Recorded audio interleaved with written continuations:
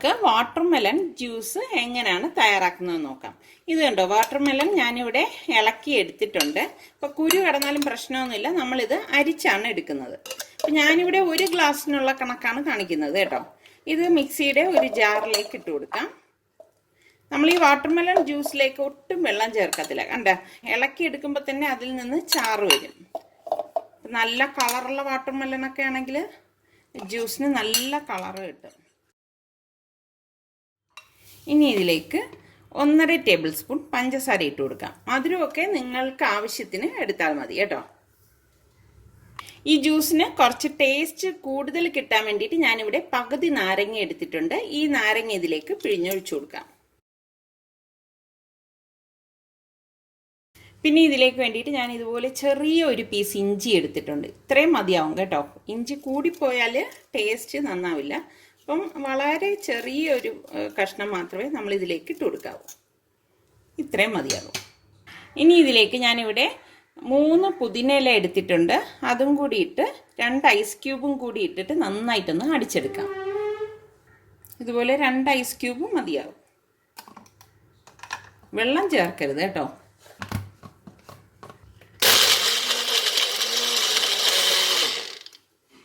ഇത്രയും മതിയാകും. ഇനി നമുക്കിത് അരിച്ചെടുക്കാം. നമുക്കിനി ഈ വാട്ടർമെലൺ ജ്യൂസ് ഒരു സെർവിങ് ഗ്ലാസ്സിലേക്ക് ഒഴിക്കാം. ഇനി ഇതിന് മുകളിലേക്ക് ഞാനിവിടെ 2 ഐസ് ക്യൂബ് കൂടി ഇട്ട് കൊടുക്കണം.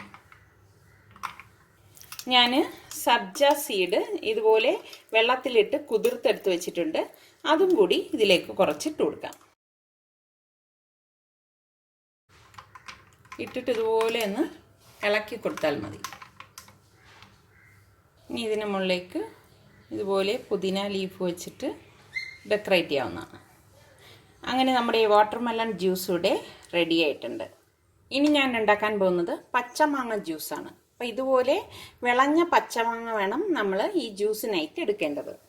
അപ്പോൾ ആദ്യം തന്നെ ഇതിൻ്റെ തോല് നമുക്ക് മാറ്റാം. ഇനി ഈ മാങ്ങ നമുക്ക് കട്ട് ചെയ്തെടുക്കാം. ശരിക്കും ഈ ഒരു മാങ്ങ കൊണ്ട് തന്നെ നമുക്ക് 4-5 ഗ്ലാസ് ജ്യൂസ് ഉണ്ടാക്കാൻ പറ്റും കേട്ടോ.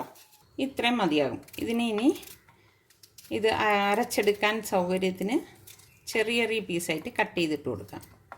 ഇതുപോലെ വിളഞ്ഞ മാങ്ങ തന്നെ നമ്മൾ എടുക്കണം കേട്ടോ. ഇനി നമുക്ക് മിക്സിയുടെ ജാറിലേക്ക് ഈ കട്ട് ചെയ്ത് വെച്ചിരിക്കുന്ന മാങ്ങയെല്ലാം ഇട്ട് കൊടുക്കാം.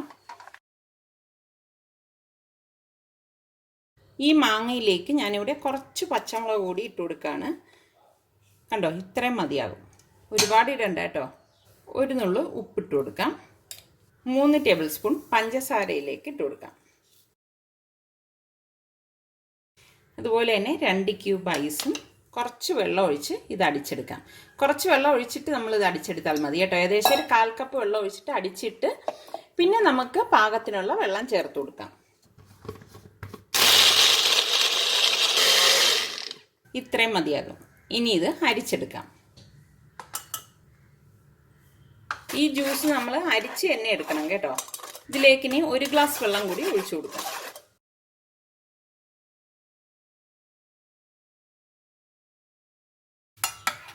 നന്നായിട്ടൊന്ന് ഇളക്കി കൊടുത്തിട്ട് ഞാൻ ഇതിലേക്ക് വീണ്ടും 1 ഗ്ലാസ് വെള്ളം കൂടി ഒഴിച്ചു കൊടുക്കാൻ പോകും.